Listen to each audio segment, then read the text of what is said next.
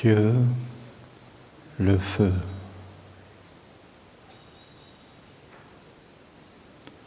Dieu, l'air. Dieu, l'eau. Dieu, la terre.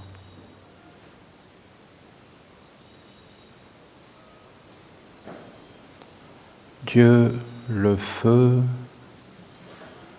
la lumière. Feu et lumière. Dieu, l'air, empli de sagesse.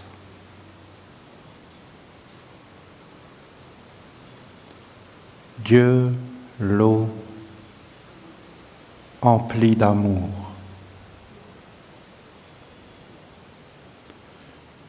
Dieu, la terre, de lumière, la vie vivante, la terre vivante.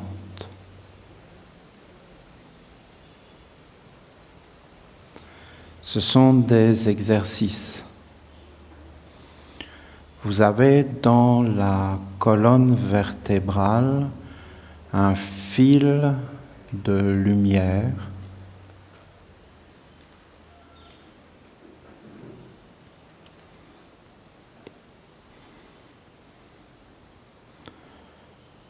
à l'intérieur.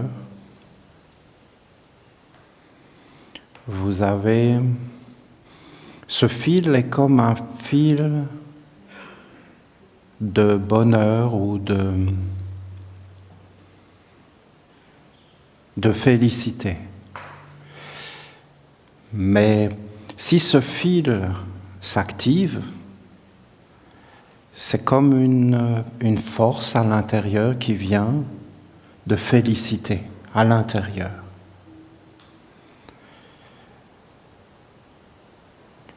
Vous avez des centres dans le corps. Vous avez le corps.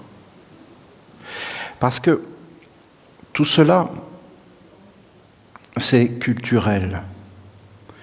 C'est une éducation que nous avons reçue. Et en fin de compte, nous nous voyons en fonction de ce qu'on nous a montré et de ce on nous a dit et on nous a formés. Vous voyez ce fil à l'intérieur de la colonne vertébrale? Les Occidentaux l'appellent la moelle épinière. Et les hindous l'appellent la Kundalini. Et en réalité, il y a beaucoup d'êtres qui lui donnent des noms différents. Mais tous l'ont connu, tous les peuples l'ont connu, mais pas de la même façon. Parce que c'est une expérience. On va dire, tiens-toi droit. On va parler de droiture. Mais en réalité, c'est cette colonne, cet axe, ce centre. Et à l'intérieur, il y a quelque chose. Alors, les Occidentaux qui s'intéressent au côté physique, eh bien, ils ont découvert la moelle épinière, ils ont découvert des centres. Vous voyez, les hindous, en Inde, ils vont dire qu'il y a des chakras, c'est-à-dire des centres d'énergie, comme des fleurs. Mais ce n'est pas des fleurs physiques, mais c'est des centres d'énergie. Et les Occidentaux vont parler d'organes. Et ils vont parler de glandes endocrines. Et quand vous regardez ce que disent les Occidentaux avec les glandes endocrines, eh bien, en fin de compte, c'est placé exactement au même endroit que ce que disent les hindous avec les fleurs. Mais les hindous ont une vision moins matérialiste, moins dans le côté matériel. Alors, ils vont regarder autre chose. En fin de compte, c'est qu'une question de perspective, de regard et de point de vue. Mais en réalité, ils parlent de la même chose. Si vous approfondissez encore plus et que vous regardez, par exemple, les paroles de Jésus sur le Notre Père, quand il dit comment il faut prier et qu'il donne la prière du Notre Père, eh bien, si vous prenez les paroles de Notre Père et que vous les associez aux glandes endocrines, les paroles de Notre Père disent exactement les fonctions des glandes endocrines. C'est-à-dire que les Esséniens, du temps de Jésus, ils connaissaient ces glandes endocrines, que les hindous appellent des centres d'énergie, et en fin de compte, quand Jésus dit sa prière, il parle des glandes endocrines. Et tout ça est lié. C'est-à-dire que ce n'est pas des choses qui sont dites comme ça, c'est qu'en réalité, il y a un lien. Il y a un lien entre les choses, un fil de lumière. C'est ce fil dont je vous parle. On dit qu'il ne faut pas perdre le fil. Alors si vous regardez par exemple la nature et notamment le monde végétal,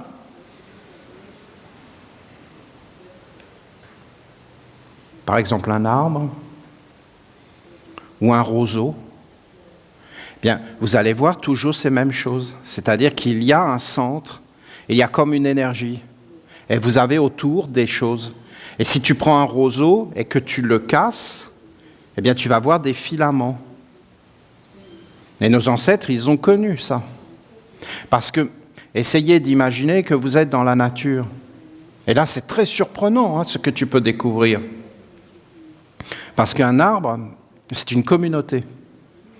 Un roseau, c'est une communauté. Si tu prends le roseau et que tu l'écrases, c'est ce que faisaient nos ancêtres. Nos ancêtres, ils ont appris l'art du tissage. Du tissage. Aujourd'hui, c'est des machines, c'est des choses. Qu'est-ce que ça veut dire? Ça veut dire que quelque part, c'est mort. Parce qu'il n'y a plus les esprits. En fin de compte, quand quelqu'un ne nous parle plus, il est mort. Il ne nous parle plus, il n'est plus là, il n'est plus expressif. Quand la nature n'est plus expressive, elle est morte. Quand notre corps n'est plus expressif, il est mort. Il ne nous parle plus. Nous ne sommes plus en communication. Nous ne sommes plus en communion. Eh bien, en réalité, nous sommes dans la mort. Qu'est-ce que c'est la mort? C'est quand il n'y a plus d'esprit, de génie et d'égrégore, c'est-à-dire des alliances. Les choses sont données. Avant, nos ancêtres, quand ils mangeaient quelque chose, ils avaient une alliance avec l'esprit, le génie et l'égrégore. Et l'alliance était avec des mondes supérieurs. C'est pas gratuit. Tu te promènes dans la nature, tu manges une pomme, c'est pas gratuit. Cette notion de gratuité est quelque chose qui est complètement absurde. C'est quelque chose de profondément nuisible. Parce qu'en fin de compte, c'est les gens qui sont nuisibles qui ont amené cette notion de gratuité. L'école gratuite, la belle affaire. C'est pas gratuit du tout. Voyons, tu laisses ton âme là-dedans. C'est pas gratuit. Et quand tu manges une pomme, en réalité, c'est pas gratuit dans la nature. C'est qu'il y a une alliance avec le pommier, avec l'esprit, et que le pommier, il veut que tu lui donnes quelque chose.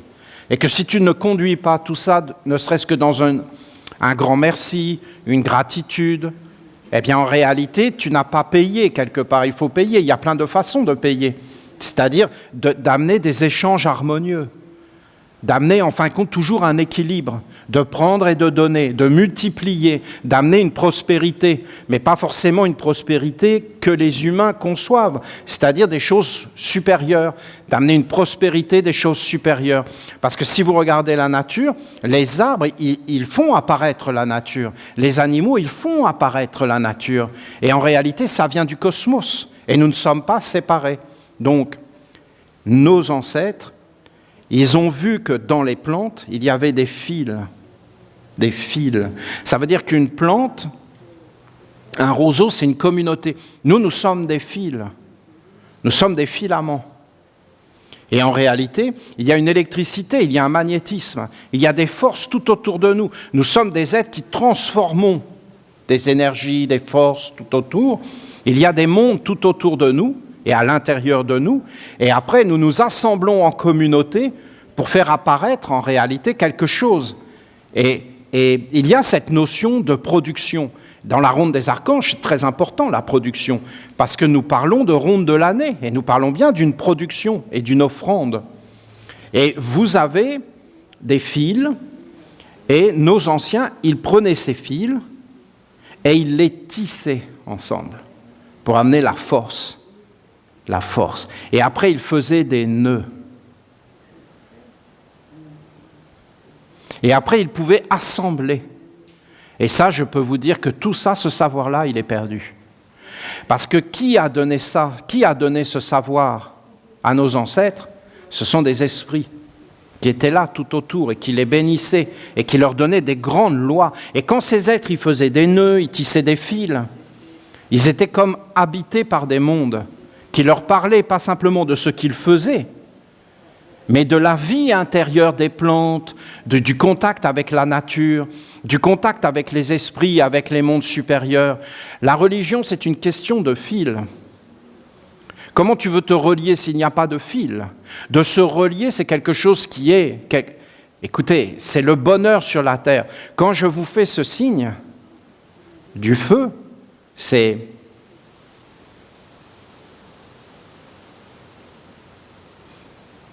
comme un trésor, c'est comme, tu vois, tu vas dire, oh, c'est précieux, c'est... Et il y a une notion de protéger, il y a une notion de garder, il y a une notion d'adorer. Si il n'y a plus d'adoration,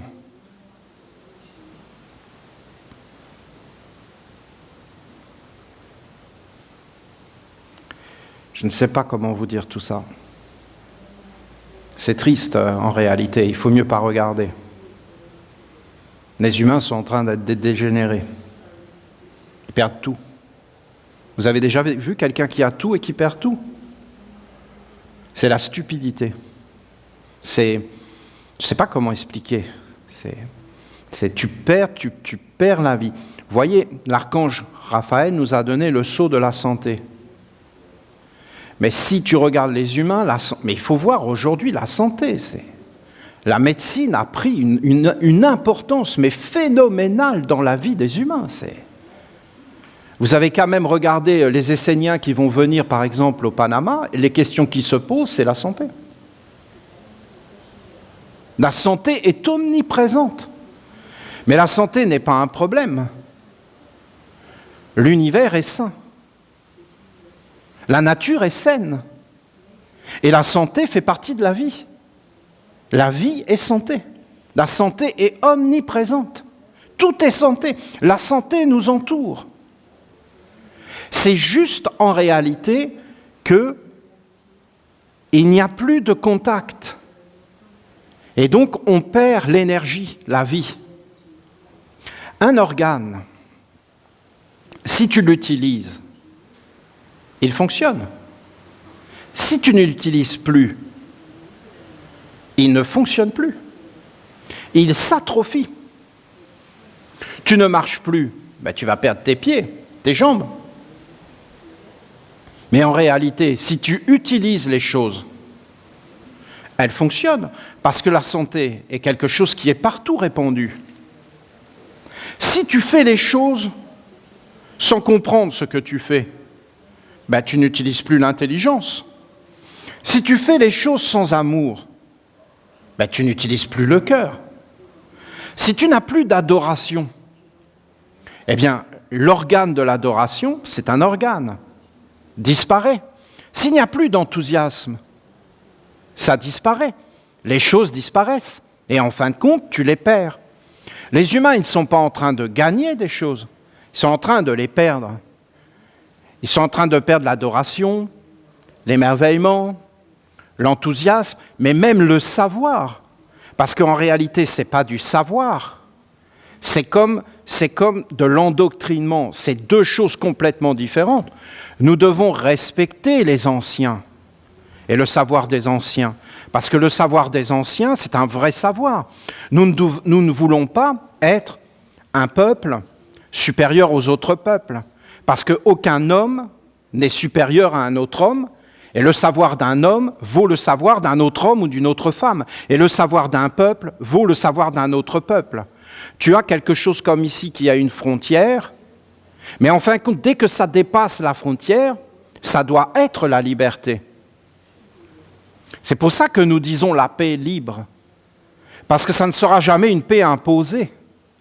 Ça nécessite donc un partage, une communion, un échange, et donc fondé et basé sur le respect et sur la vérité, c'est-à-dire la vérité de l'être que je suis et que tu es et que tous les êtres sont.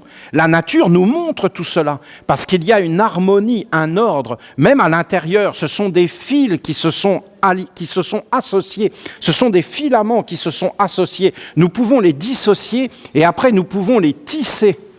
Et nous pouvons faire des nœuds. Regardez les nœuds dans la nature, regardez le bambou, ce sont des nœuds. Regardez les menuisiers, ils savent cela, il y a des nœuds dans les arbres. Et ils vont suivre les fils. Ce sont des fibres. Il y a beaucoup de choses là-dedans. Et les êtres doivent entrer dans ce savoir, dans cet étonnement, dans cette découverte permanente, et dans le partage, et dans le grand respect des différences, et en fin de compte, dans la nécessité d'écouter les autres, et de regarder ce qui a été vécu par les autres, mais aussi de faire ses propres expériences. Parce que chaque être est unique, mais en réalité, nous sommes tous semblables. Donc, il faut trouver l'harmonie, la santé, la communion et les forces. Et il faut expérimenter. On ne peut pas vivre d'une façon par procuration. On ne peut pas, il ne faut pas être dans un endoctrinement. Il faut être dans une expérimentation vivante et dans une différence. Nous avons le droit d'être différents. Nous ne devons pas être forcément tous semblables, même si nous sommes semblables, dans le partage. Dans le partage, donc dans la liberté. Ça doit être un partage libre. Est-ce que c'est parce que Jésus dit des paroles et qu'en fin de compte, ces paroles correspondent aux glandes endocrines et que les hindous parlent de ces choses, alors nous devons être capables d'être suffisamment comme des fils pour entrer dans ces mondes et voir les choses, mais pas à l'extérieur de nous, mais de voyager à l'intérieur de nous et de voir ces choses à l'intérieur de nous. Alors, je vous dis que le corps est comme une écriture sacrée, que ce n'est pas du tout facile parce que nous sommes à l'intérieur de ces mondes qui sont vivants tout autour de nous et en fin de compte qui rentrent dans nos yeux, qui rentrent dans nos oreilles et qui nous influencent et qui en réalité répètent exactement toujours et toujours les mêmes situations, les mêmes expériences, mais pas simplement les mêmes de moi, mais les mêmes de mes parents, et ainsi de suite, et les mêmes du peuple dans lequel je suis né, de la terre dans laquelle je suis né. Vous faites pousser des vignes en France, en Angleterre, en Afrique, ça ne va pas être les mêmes, parce que le terroir est différent, l'atmosphère est différente. Donc, en fin de compte, il va y avoir des influences. Et ces influences, en fin de compte, elles agissent sur nous. Il faut arriver par des exercices qui sont, bien sûr, qui peuvent être dangereux parce que il faut être dans un cadre et dans une protection. Il faut avoir des alliances. Sinon, tu vas ouvrir des centres, mais tu ne vas pas forcément rencontrer la lumière. Les humains se sont réellement éloignés de ces chemins. Il n'y a que dans la nature, en réalité. Mais maintenant, je le pensais déjà quand j'étais jeune, mais maintenant, je vois que ce n'est même pas suffisant. Parce que les humains influencent la nature et disent quelle est la nature. Et la nature devient comme les humains veulent qu'elle soit. Et quand vous allez dans les territoires de l'Europe, par exemple, la nature, elle est morte. Ils en sont d'ailleurs très fiers. Et ils disent qu'ils ont maîtrisé la forêt, qu'ils ont maîtrisé ces choses, et ils parlent toujours de profit, de rentabilité, d'écologie, mais ils ne parlent jamais que les arbres sont des entités, sont des êtres, que tout ça est un mystère. Ils sont dans des organes. Ils ont des organes qui fonctionnent, et ils font fonctionner leurs organes là-dedans, mais à la fin, ils vont s'éloigner totalement. Et le message de nos ancêtres, les Celtes, qui disaient que l'arbre était royal, que l'arbre était grand, que l'arbre était noble, eh bien, ça ne voudra plus rien dire. Ils n'auront plus les organes. Et ça ne fonctionnera plus. Et ça sera fini. Ils seront en dehors de ces organes. Ils ne seront plus dans la santé. La santé, c'est la vie. Ce n'est pas de maintenir, en fin de compte, des corps dans la mort, à tout prix. La santé, c'est la vie. Moi, je suis étonné de voir les anciens et je suis bien curieux de voir le futur. Les anciens sont d'une force phénoménale. Aujourd'hui, vous avez un jeune de 20 ans, il fait un quart de ce que fait un homme de 60 ans il y a... C'était des forces de la nature, des travailleurs, mais incroyables, hein. Et qu'on nous arrête de nous raconter des histoires. Ils sont en train de perdre leurs muscles, ils sont en train de perdre leur capacité à travailler, les humains, c'est ça. Ils travaillent que dans des mondes totalement abstraits, qui sont totalement coupés de la réalité, je vous assure, hein. Avec des enseignements qui sont totalement morts, où il n'y a plus d'esprit dedans, ni de génie. Ils font même plus d'expérience par eux-mêmes, ça devient même négatif, on n'y pense même plus. Et il n'y a même plus de formation profonde. Donc vous voyez ces exercices que je vous montre. Ce n'est pas simplement des exercices, ce n'est pas parce que je vous montre un exercice, c'est qu'il va être différent pour chacun de nous, mais pourtant il va être semblable, parce qu'on peut le partager. Dieu le feu c'est Dieu. La petite flamme là.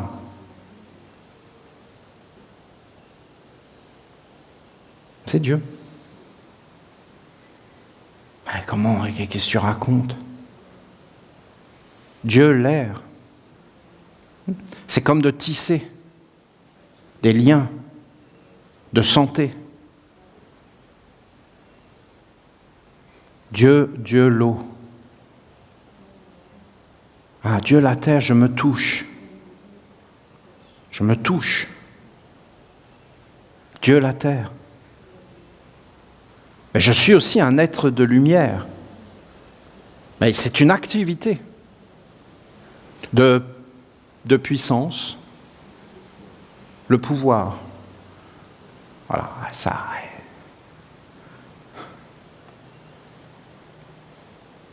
Le pouvoir de quoi ?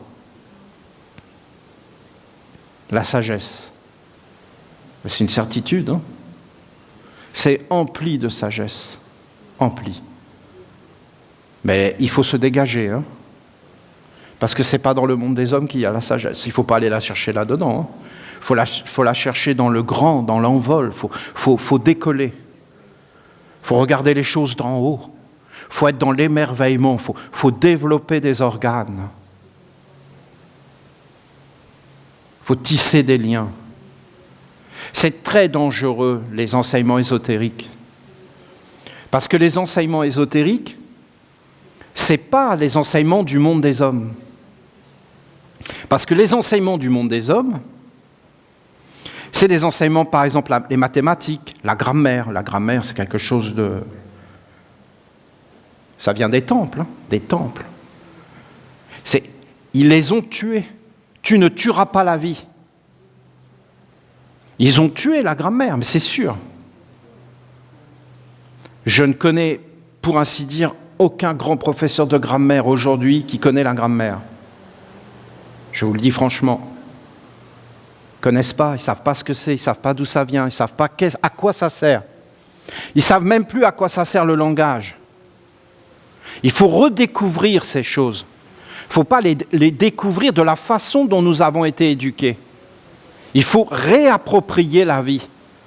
Mais il ne faut peut-être pas commencer par la grammaire, parce que c'est des grandes sciences.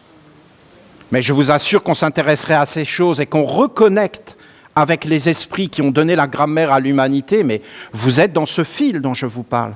C'est une jubilation intérieure, vous êtes dans un bonheur.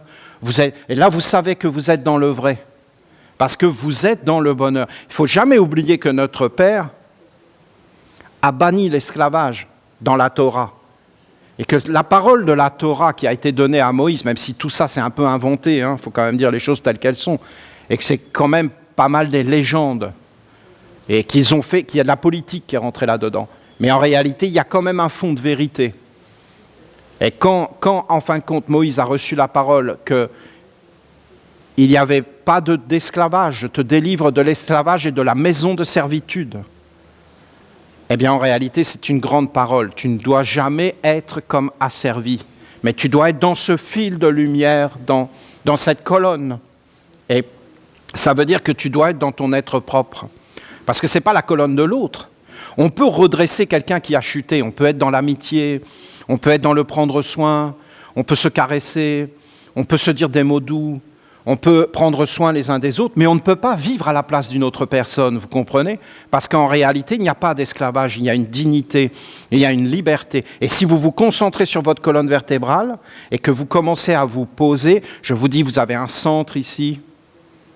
C'est un centre qui est le centre des racines. Et c'est la racine de ton être, et c'est la concentration. Et en fin de compte, ce centre, il est au centre du centre de l'anus, en fin de compte, qui est comme une ouverture. Et ce centre est fondamental parce qu'il te montre les déchets. Et comprends bien qu'il y a tout le temps des déchets dans tous les étages. La respiration, c'est un nettoyage. La nutrition, c'est un nettoyage. Vous avez toujours un discernement. Vous avez toujours quelque chose qui est clair, qui sépare les choses et qui met l'ordre et qui les pose des deux côtés. Regardez les deux côtés. Vous avez deux côtés. Et vous avez la sexualité qui est devant. Et vous avez les déchets qui sont derrière. Et si vous regardez bien, vous êtes tourné devant. Vous êtes tourné vers la sexualité, c'est-à-dire vers tout ce qui est beau, vers tout ce qui est noble, vers tout ce qui enrichit la vie, vers tout ce qui produit de l'abondance, de la créativité. Regardez les arbres et toutes ces choses. Ils sont tournés vers la créativité.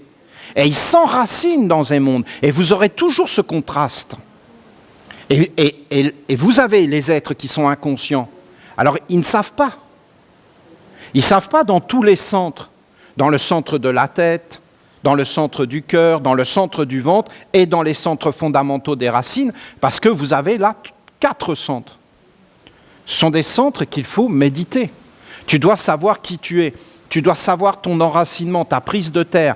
Là, tu es en contact avec la mer. Nous, les Esséniens, nous travaillons les pieds depuis des milliers d'années, les pieds. Et Dieu, la mer, ce n'est pas nouveau, hein. Là, c'est un contact de nouveau. C'est comme une résurrection de notre tradition. Mais en réalité, ce centre est aussi juste là, à la base de la colonne vertébrale. Après, vous avez le centre de la digestion, qui est un centre de destruction. Et c'est un centre de la mort. Si tu ne sais pas le sexe et l'anus, vous avez les 12 portes. Ça, c'est Omram Mikhaïla Ivanov qui a parlé de ça. Mais il n'a pas précisé. Mais il a dit qu'il y avait 12 portes. C'est-à-dire vous avez 7 portes, 7 ouvertures dans la tête, et vous en avez 5 dans le reste du corps. Et c'est les 12 portes de la Jérusalem. Et tu dois connaître cette porte de l'anus et du sexe. Et au centre de cette porte, tu dois savoir dans ta vie qu'est-ce qui va aller au recyclage. Et qu'est-ce qui est la créativité, la sexualité? C'est-à-dire la sexualité, c'est la force de créer et de procréer et d'engendrer. Et tu n'engendres pas qu'avec le sexe, il ne faut pas limiter les choses au sexe. Parce que tu as un côté androgyne, tu as un côté créateur au-delà de l'homme et de la femme. Et si tu commences à t'éveiller dans ce canal central, dans ce fil du bonheur, tu n'as qu'à regarder les arbres. Ils sont comme dans la prière. Alors tu vois, la prière, c'est la même chose. La prière, ça vient d'où? La prière, c'est un centre du cœur. C'est dans le centre du cœur. C'est au-dessus. La prière, c'est au-dessus. Et tu montes au-dessus du centre qui est dans le ventre et qui est un centre de destruction. Les êtres qui ne dépassent pas la mort et qui ne s'éveillent pas, qui ne savent pas qui ils sont, qui ne trouvent pas leurs racines, qui ne vivent pas consciemment et intensément, ils ne dépassent pas la sphère de la digestion. Ils restent, en fin de compte, en dessous. Ils n'éveillent pas. Et après, bien, dans les centres supérieurs, c'est détruit. Parce que vous avez comme, c'est pas sain. Ce qui est sain, c'est de savoir qui je suis, c'est d'être éduqué, c'est d'être en contact. C'est d'être en harmonie. Si je ne suis pas en harmonie, je deviens moi-même une maladie. Une source de déséquilibre. Mais pour être en harmonie, je dois être centré. Je dois être avec ma mère. Les anciens, ils s'asseyaient sur la terre parce qu'en réalité, ils mettaient ces centres en contact avec la terre. Et ils communiaient. Et ils essayaient d'ouvrir à l'intérieur d'eux. Et après, ils réfléchissaient sur la digestion. Vous savez que la digestion, c'est quand même quelque chose de fondamental, parce que si tu ne digères pas, eh bien c'est pareil, tu ne vas pas séparer, et tu ne vas pas ennoblir. Après, tu entres dans le centre du cœur, et là, bien, tu as la prière, La prière, peut-être, c'est quelque chose de la plus belle activité du cœur. Donc, si les êtres ne prient plus, eh bien, ça s'éteint. Et ces centres s'éteignent. La prière, c'est pas comment dire, c'est pas en plus.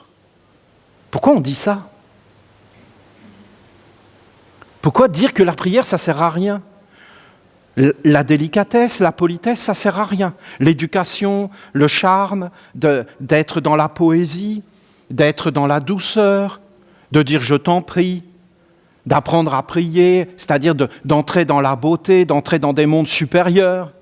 Donc en fin de compte, ça ne sert à rien. Ça ne sert à rien pour ceux qui veulent conduire les êtres dans la déchéance et dans l'esclavage, et qui veulent en faire quoi? Et après, les êtres, comme ils sont faibles, alors là, pour prier, ils vont aller prier pour avoir du travail, ils vont aller prier pour avoir de l'argent, ils vont aller prier pour avoir un crédit. Alors elles sont où leur église? C'est des banques. La prière doit être libre, ça doit être quelque chose du cœur, de grand. C'est des organes. Et après, tu rentres dans le centre ici, mais ici, à l'intérieur de la tête. C'est une glande, c'est un œil atrophié, de plus en plus atrophié, c'est évident. Atrophié par l'électricité intensive, qui le rend malade. Atrophié par toutes les images. Parce qu'en réalité, essayez d'imaginer un monde où il n'y avait pas d'autres images que les images qu'on peut voir. Et qu'il n'y avait pas d'images artificielles, électroniques, électriques, qui sont partout, tout autour de nous maintenant. Il faut savoir que tout ce qu'on voit à l'extérieur est en réalité à l'intérieur. Et qu'une fois que c'est à l'intérieur, mais où? Mais à l'intérieur du cerveau, c'est-à-dire de ce fil. Parce que le cerveau, les yeux, ne sont pas séparés du bas et du centre. L'arbre, ses racines ne sont pas séparées de sa cime. Et l'homme est une unité. Et l'homme n'est pas séparé du cosmos. Et quand il voit toutes sortes d'images, mais des images, parce qu'aujourd'hui c'est des images, je ne peux même pas imaginer. Parce qu'il faut que vous compreniez que nos enfants n'ont pas du tout la même vision que nous avons eue. Parce que nous n'avions pas toutes ces images qu'ils peuvent avoir maintenant sur Internet. Et qui sont des images, mais d'une débilité, mais c'est tout ce qui est débile dans le monde qui est mis là-dessus. Nos enfants, ils ont vu des images de zoophilie, ils ont vu des images, ils voient tout ça, il faut quand même le savoir, parce que dès que tu vas sur Internet, tu vois des choses comme ça, tu vois des choses. Et qu'est-ce que tu fais quand tu es un enfant? Mais tu veux découvrir le monde, tu regardes par le trou de la serrure. Tu veux comprendre. Et tu crois franchement qu'ils ne vont pas aller regarder tout ça. Et toi, tu n'aurais pas été regardé. Il faut savoir que ça rentre dans les yeux, et qu'en fin de compte, ça s'inscrit dans la tête. Une fois que c'est inscrit dans la tête, ça rentre par le canal. Et ça s'inscrit. Et ça vit. Et après, ça commence à se diffuser. Comme du sucre. Tu mets du sucre dans l'eau. Le sucre dans l'eau, il est concentré. Mais en fin de compte, il se dilue. Il faut savoir que quand ça arrive ici, dans la tête, c'est à la fois concentré, mais ça se dilue. Ça rentre dans la dilution.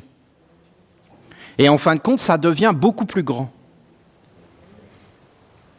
Ici, en bas, tu dois être concentré. Tu dois savoir qui tu es, tu dois savoir être dans le discernement. C'est ce centre en bas. Tu dois savoir digérer et transformer les choses. Ça, c'est la force. Donc, tu vas être plus grand que les apparences, plus grand que la mort. Donc, en fin de compte, les choses te disent que c'est fini, mais toi, tu digères, tu es concentré, et en fin de compte, tu transformes ces choses, et tu sors des influences. C'est pas si facile, hein? C'est pas si facile. Si tu arrives ici, tu es dans un monde supérieur. De beauté, de délicatesse, de poésie, de prière, de douceur. Ici, c'est des conflits. Il faut les traverser. Vous avez des tuyaux très longs, très très longs. Il faut traverser toutes ces choses. Si tu vis là-dedans, tu es toujours enfermé, toujours oppressé, toujours très stressé. C'est toujours des conflits. Il y a toujours des peurs. Ben, comment tu peux ne pas faire pour avoir peur là-dedans? Il faut monter dans le cœur. Il faut se poser. Il faut savoir qui tu es. Ce sont des centres. C'est une éducation. Une éducation dans la force, pas dans la faiblesse. Mais moi, si je veux t'asservir, je ne veux pas que tu sois fort, voyons. Je vais tout faire pour que tu sois faible. Et une fois que tu seras faible, tu vas ramper. Et quand tu vas prier, c'est moi que tu vas prier, voyons, mon ami. C'est ce que je vais faire. Est-ce que je suis ton ami? Mais non, voyons. Et Dieu lui-même a dit qu'il ne fallait pas être en esclavage. C'est interdit par Dieu. Même les religions n'ont pas entendu ça. Parce qu'ils étaient tellement sûrs d'avoir raison. Voyez le piège? C'est pollué, c'est pas bien élevé. C'est pas monté vers le haut. C'est la liberté. La liberté, c'est beaucoup plus grand. Mais la liberté, c'est pas pour toi, c'est pour l'autre. C'est pas toi, la liberté, c'est l'autre. C'est l'autre qui doit être libre, de toi. Que tu dois donner de la liberté à l'autre. C'est pourquoi on va toujours parler de liberté. Parce que s'il n'y a pas de liberté, ça ne peut pas s'envoler. Ça ne peut pas entrer dans la grandeur. Ça ne peut pas être libéré. Ça ne peut pas aller vers les esprits, les génies, les égrégores. Ça ne peut pas nourrir les mondes supérieurs. Ça ne peut pas être une offrande. Dieu n'aime que la liberté, que l'offrande libre, que le don libre, aucune obligation. L'obligation, c'est pour toi, c'est ton éveil, c'est ta conscience, c'est ton chemin de vie. Ce sont réellement des centres sur lesquels tu peux te concentrer. Tu peux très bien te concentrer sur ce que tu es. Tu peux très bien ouvrir ce centre ici. Ici, c'est la visualisation. En fin de compte, ce centre, c'est de visualiser. Tu dois visualiser quelque chose, une couleur, le bleu par exemple. C'est très bien ici, il aime cette couleur, ce centre. Mais tu peux visualiser tout ce que tu veux jusqu'à le voir et en former une image sans tes yeux, physique. Et après, tu vas voir, il faut se concentrer. Et si tu te concentres, à un moment donné, tu vas voir que ça se dilue. Et ça devient une imagination. C'est le mot. Je vous ai parlé de ces choses. Mais ce n'est pas une imagination où on va dire c'est imaginaire. C'est en réalité, si tu imagines vrai, tu vois.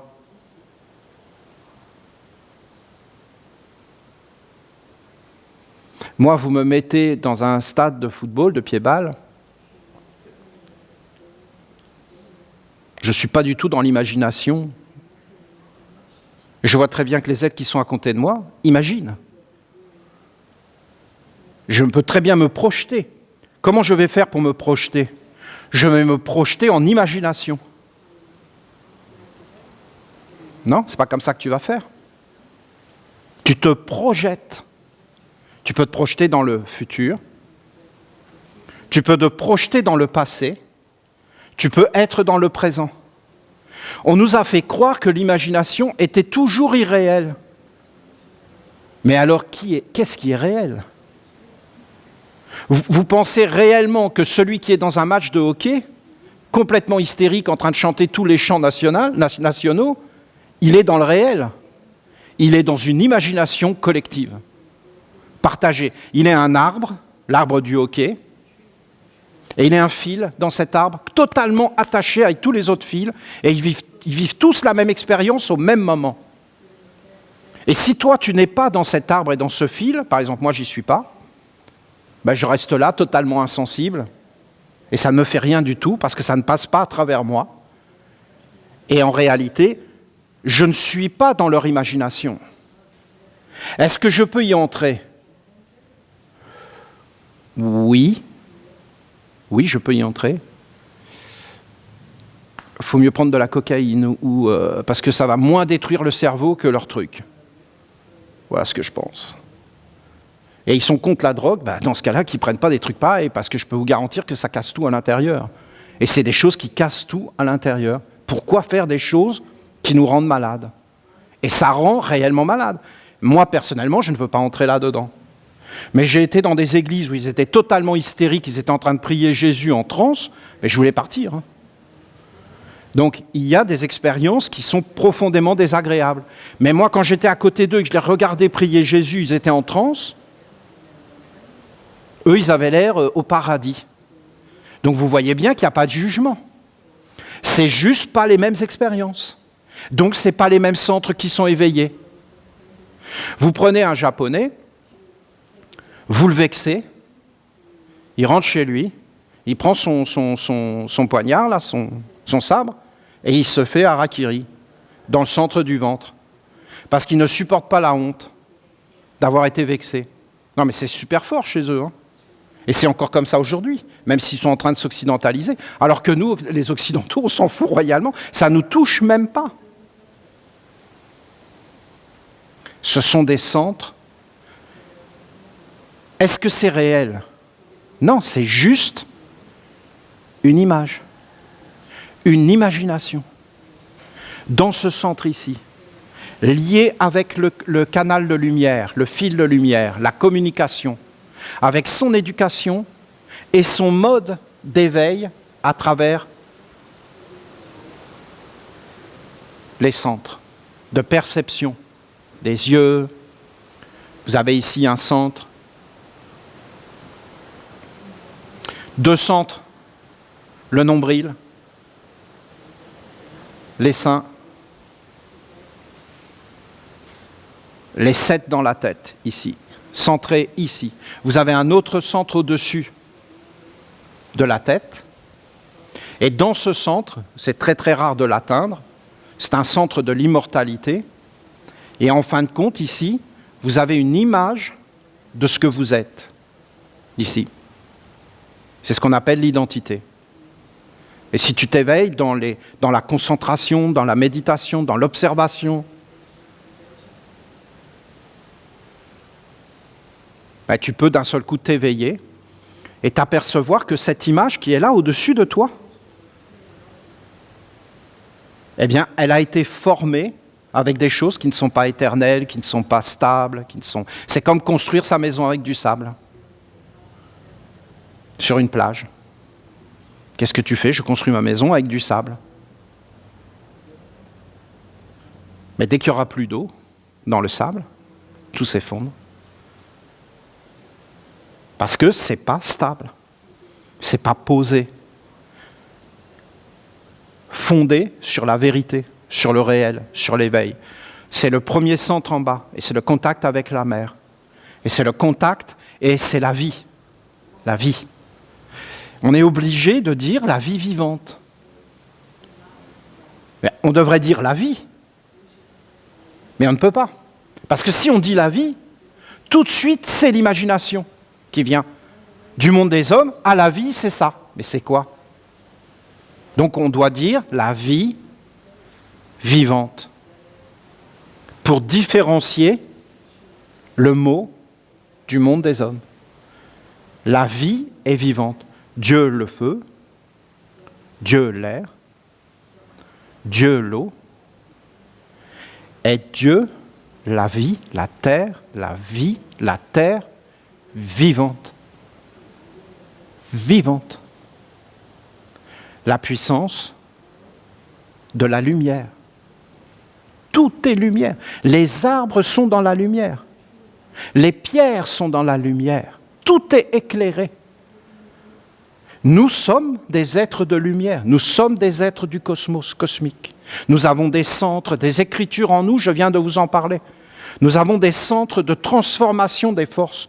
Nous conduisons ça vers les ténèbres ou vers la lumière, la grandeur, la sagesse omniprésente.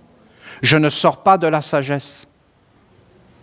L'amour, ah là ça devient très dur, L'amour, ça devient très très dur parce que c'est toutes les relations, mais il faut avoir des bases, et il faut avoir une structure, il faut être posé. Parce que sinon, on va appeler les forces qu'il ne faut pas appeler. On va nouer des nœuds qu'il ne faut pas nouer. Parce que dans le fait de faire un fil et de faire des nœuds, tu peux t'associer avec des mondes qu'il ne faut pas s'associer. Et si tu fais des nœuds, après, il faut les enlever, dénouer. Tu fais des actes qu'il ne faut pas faire, tu fais un nœud. Tu crées un organe. Un nœud, qu'est-ce que c'est? Un organe. Quelque chose qui va arrêter l'énergie et qui va faire apparaître un monde. Et après, ça va passer. Et tu ne sais pas ce que ça va donner. Un sac de nœuds.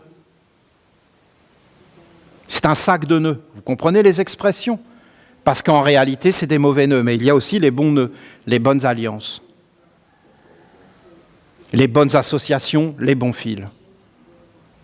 Tu dois savoir. Comment tu peux savoir? Comment tu peux savoir quelle couleur mélanger? Quelle note associer pour que ça fasse une mélodie ou c'est une cacophonie? Donc tu dois savoir. Mais comment tu peux savoir ça? Mais parce que c'est un savoir qui ne peut être qu'intérieur. Tu ne peux pas reproduire, même si c'est vrai, car l'expérience de nos anciens est vérité. L'expérience des peuples est vérité. Dans le bien comme dans le mal, c'est vérité. Le mal est le mal, et le bien est le bien, dans tous les peuples.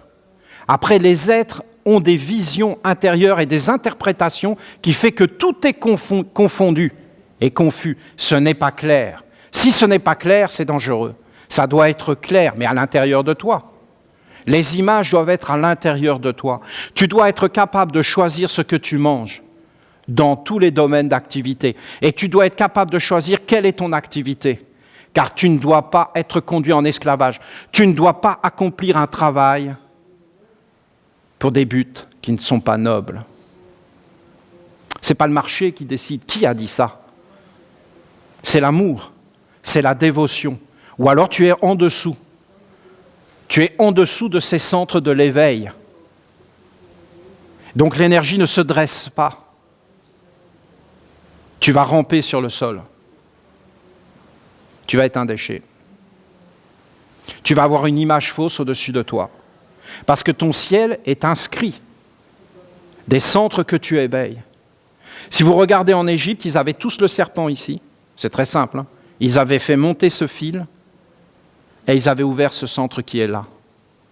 Après, vous regardez, tous les peuples portaient des parures sur la tête, tous. Tous les peuples portaient des parures sur la tête.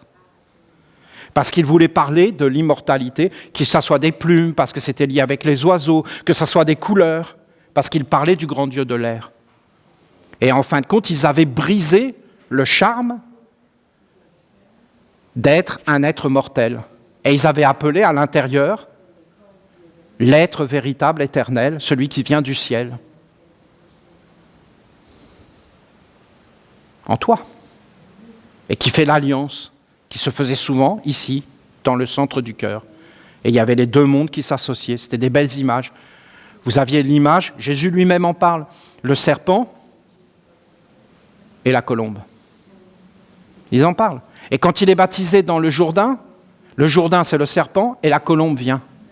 Et vous avez les mêmes enseignements chez les Égyptiens avec le faucon Horus qui sont sur leur tête, le vautour qui sont sur leur tête, que vous retrouvez dans tout le continent ici. Avec le vautour, l'aigle et tous les oiseaux qui mettaient sur leur tête. Et les Gaulois, les Celtes, c'était pareil. Et les couronnes des rois, c'est la même chose. C'était la ronde des archanges. Ça voulait dire qu'ils étaient des esprits sanctifiés et qu'ils étaient dans la couronne au-dessus. Et qu'en réalité, cette couronne, c'était le monde divin et qu'ils étaient devenus impersonnels et purs et qu'ils n'étaient pas des êtres en dessous, des êtres asservis et vils, qui ne dépassent pas les centres inférieurs. Ce sont des concentrations. Vous avez des exercices. Les exercices peuvent aider, mais quelqu'un qui vivrait sainement retrouverait ce savoir naturellement. Ce savoir était naturel. Ce savoir est un bien commun. Ce n'est pas une élite, c'est un bien commun. La vie ne fait pas de cadeaux. Aujourd'hui, vous avez des êtres qui cherchent à affaiblir et qui luttent contre la nature. La nature n'a pas des pensées humaines. Hein. La nature, c'est la sélection naturelle. C'est-à-dire le faible, elle l'élimine. Vous imaginez les concepts là? Le faible, elle l'élimine et elle ne garde que le fort, la nature. Si vous croyez que la nature, elle va s'embarrasser, pas du tout. Et on parle de la mer, mais éveillez-vous. La mer, elle élimine le faible. Et elle ne garde que le fort. Parce qu'en réalité, elle veut la force et pas la faiblesse. Je vous garantis qu'on est en train d'aller vers la faiblesse, les humains, et pas vers la force. Et ils luttent contre la sélection naturelle. C'est une abomination pour eux. Au contraire, tous les faibles, ils les mettent en hauteur. Et ils les mettent au gouvernement. Comment les humains élisent leur président? Ils choisissent le plus idiot de parmi eux et ils l'élisent comme leur chef. Voilà comment ils font. Vous n'avez qu'à regarder la tête de ceux qui les gouvernent et vous allez tout à fait comprendre comment ils fonctionnent. Vous pensez bien que ces gens-là ne passent pas une seconde dans la sélection naturelle. Quand tu voyais le président français qui était le chef des armées, mais moi je le vois en réel, hein, sur un champ de bataille, c'est 3 secondes, lui. Il est même assassiné par ses propres hommes parce qu'il leur fait peur et qu'ils se disent on va tous mourir avec un mec comme ça avec nous. Donc, et il devient chef des armées. Vous voyez bien comment ils font. Il n'y a plus aucune intelligence et aucune orientation dans la lumière. Je ne dis pas que les hommes doivent aller dans le sens de la sélection naturelle, hein, ce n'est pas ça que je dis. Mais je dis bien sûr qu'il y a une solidarité, qu'on doit prendre soin. Mais on ne doit pas glorifier la faiblesse. La faiblesse, on en prend soin. C'est-à-dire quelqu'un qui a une faiblesse, eh bien on le protège. Mais en réalité, on ne la met pas au-dessus de tout, vous comprenez? Parce que il faut qu'il y ait des forts, il faut que ce soit les forts qui soient dans la lumière. Et la force, c'est de s'élever dans la douceur, dans la prière, dans la dévotion, dans la grandeur, dans l'adoration. Je ne suis pas en train de vous parler d'une force brutale, hein. Je suis en train de vous parler de la force, de la douceur, de la grandeur, de l'intelligence, de la splendeur qui emplit tout de paix et d'harmonie.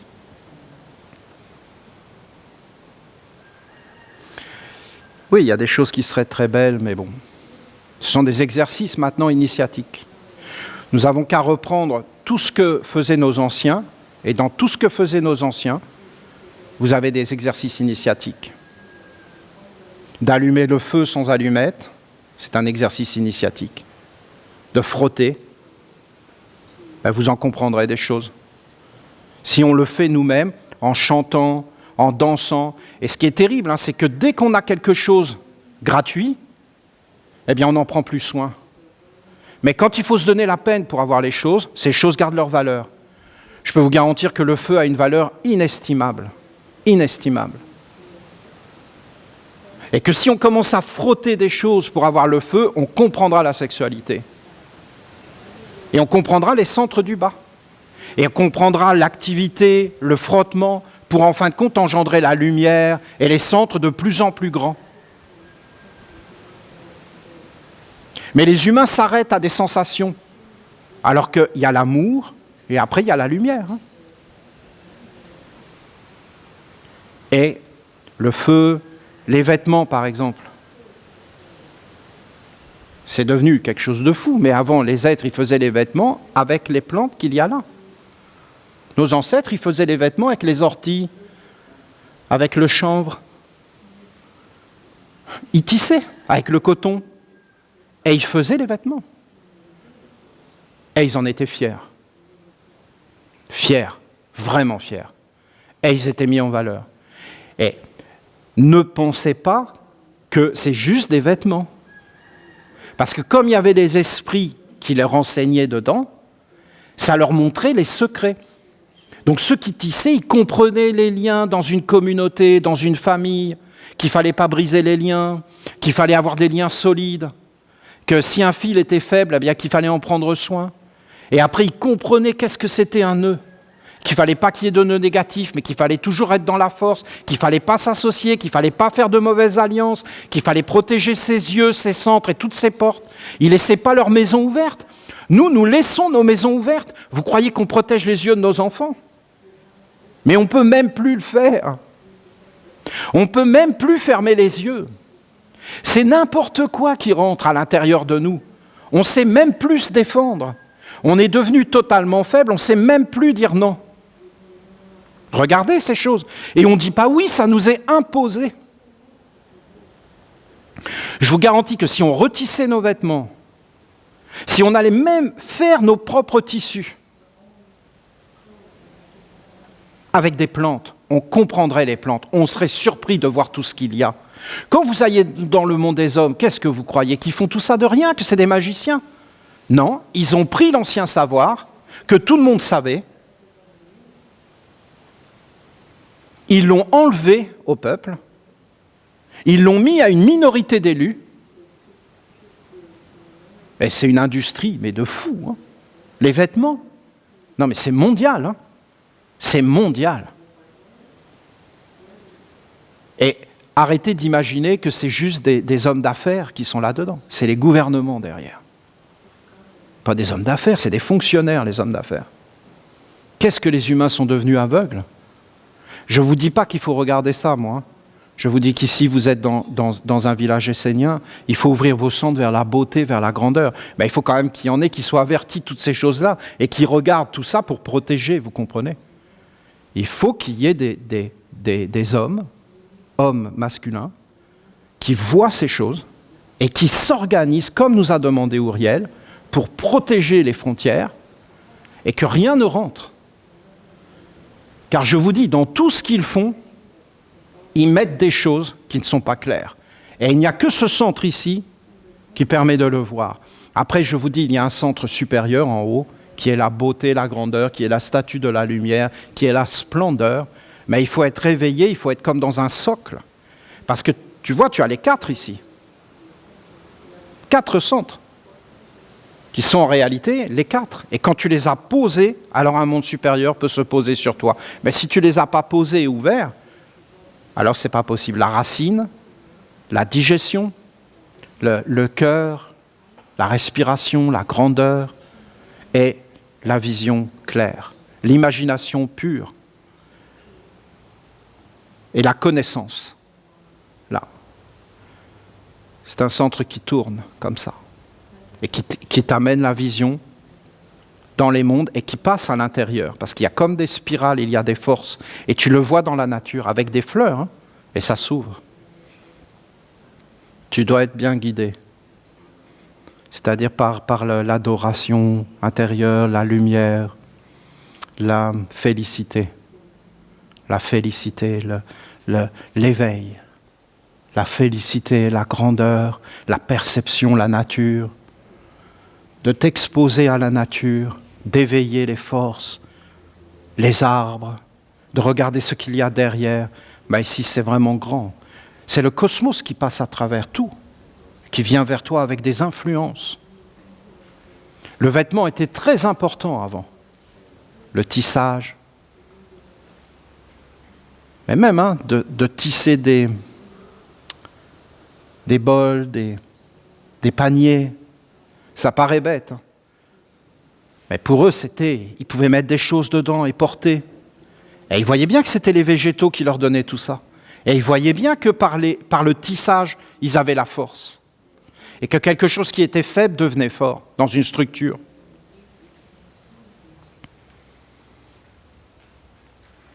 Pour moi, les vraies écoles initiatiques, c'était les corps de métier. C'était le savoir qui était transmis de génération en génération avec les esprits, les génies et les égrégores. Toutes ces choses étaient gardées par les rois, la royauté sur la terre, c'est-à-dire la divinité. Et tout ça a été détruit, on sait par qui. Pour les amener vers enlever les esprits, les génies et les mondes supérieurs de la vie des hommes. Alors bien sûr, chanter comme vous avez chanté, c'est pour le cœur. Bien sûr, il faut chanter. Et il faut chanter, il faut bouger le corps. Il faut utiliser les organes. Il faut mettre en activité votre vie. Il faut être actif et agissant. Et c'est la santé. La santé, c'est d'être actif. C'est d'être agissant. C'est de mettre en mouvement. La vie est mouvement. La vie est production ininterrompue d'harmonie ou de disharmonie. Mais la vie n'aime pas la disharmonie, je peux vous le dire. La vie n'aime pas la disharmonie. Elle aime l'harmonie, la grandeur, la splendeur. Recevez tout mon amour et toute ma joie d'être sur la terre du jardin de la lumière, ma grande, profonde joie de voir le temple du passage qui est en train d'être construit et qui va être comme... Pour moi, de voir ce temple qui est en train de se construire, je ne peux même pas vous dire ce que ça me fait. Je suis dans un délire, je vous parlais d'imagination, je suis dans un délire total de voir ce temple parce que je pense bien sûr à notre sœur Louisette, mais pas qu'à elle, je pense à tous les Esséniens qui, depuis qu'on travaille ensemble, ont passé ce voile et qui vont être comme réunis parce que maintenant, ça apparaît clairement. Il faut que vous compreniez que ce n'est pas une volonté propre. Mais ce qui apparaît à travers ce temple, c'est que nous allons poser une œuvre qui me plaît personnellement énormément, de guérir l'ange de la mort. L'ange n'est pas malade, mais c'est l'humanité, en fin de compte, qui s'est détournée. Nous avons une chance, une opportunité. C'est une opportunité. Si vous regardez bien l'histoire, je ne sais pas si j'arrive à vous transmettre. C'est pas moi, Olivier, ou même nous, notre communauté, qui avons fait ça volontairement. On a découvert un paysage en poursuivant notre chemin, et pas après pas, ça s'est ouvert. Et ce que je prévois dans ce temple pour l'instant, c'est qu'on fera, pour les parents de la lumière, de grandes célébrations comme une ronde des archanges pour ouvrir les portes et faire le passage et amener le corps. Donc pour moi, c'est la résurrection et la vie. C'est ce que je pense profondément. Vous vous rendez compte que c'est réjouissant. Donc on voit ce petit temple inoffensif, mais qui en réalité est une véritable bombe atomique et qui en réalité va exploser dans le monde entier, une explosion de transformation. Voilà, c'est comme ça que je le vois, moi. Une explosion et va amener une lumière incomparable. Elle va amener quelque chose de tout à fait nouveau. Ça va être planétaire. Ça ne se verra pas nous. Mais vous savez, je te touche à n'importe quel endroit de ton corps, je te touche tout entier. Je pose un temple sur la mer, nous posons un temple sur la mer, sur la terre, et nous touchons la terre tout entière. Si c'est beau, si c'est pur, et je peux vous dire que c'est dans l'Alliance, donc cela me plaît. Et hier, les prêtres ont fini de poser les 24 solives, les 24 arcs qui vont faire la coupole du temple de l'amour dans le jardin de la lumière. Donc vous voyez, tous les jours ça avance. Les colonnes du temple, du nouveau temple de notre mère ont été coulées. Donc nous construisons 3 temples en même temps. C'est une grandeur et c'est une perfection. Je vois aussi qu'il y a beaucoup de questions qui sont en train de se poser par les Esséniens partout, où qu'ils soient. Ils sont en train de s'éveiller. Vraiment, il y a un éveil collectif de notre communauté partout, sur toutes les terres. Et les Esséniens sont en train de prendre conscience qu'en réalité, on nous a volé la mort, qu'on nous a volé la naissance, et qu'en fin de compte, il y a une autre façon d'être sur la terre qui apparaît. Mais je vous garantis que ce n'est pas facile d'arriver à faire une chose comme ça, parce qu'il n'y a rien de plus difficile dans la vie de sortir des illusions qu'on nourrit à travers les générations. Nous sommes dans ces mondes. Alors, ce n'est pas facile de sortir des illusions, mais je vois qu'en tant que communauté, nous sommes en train de faire des pas. Et bien sûr, l'alliance avec notre mère, qui nous avait dit « je vais vous conduire vers le réel », eh bien, elle est en train de le faire comme elle l'a dit, et que l'alliance avec notre mère va tout changer pour tous les Esséniens du monde entier, qu'on soit sur cette terre de la merveilleuse ou qu'on soit n'importe où sur la terre. En réalité, nous sommes une unité et nos pensées circulent les uns avec les autres et nous sommes en communication, reliés par plein de fils de lumière sur l'arbre que est notre nation sur cette terre. Soyez profondément bénis et remerciés, car c'est nous tous ensemble, avec notre petite présence ici, qui accomplissons ce merveilleux travail, ce qui montre que rien ne nous arrête, car nous faisons quand même un travail magnifique et grandiose. Soyez profondément bénis, soyez pleins de bonheur, soyez heureux, que votre vie soit belle, que votre journée soit belle, que votre semaine soit remplie de fleurs, de fruits, de sucre, sweetie love, et je t'aide un peu, Jessica, et là je t'ai aidé, c'est énorme, et merci beaucoup, plein de bonheur.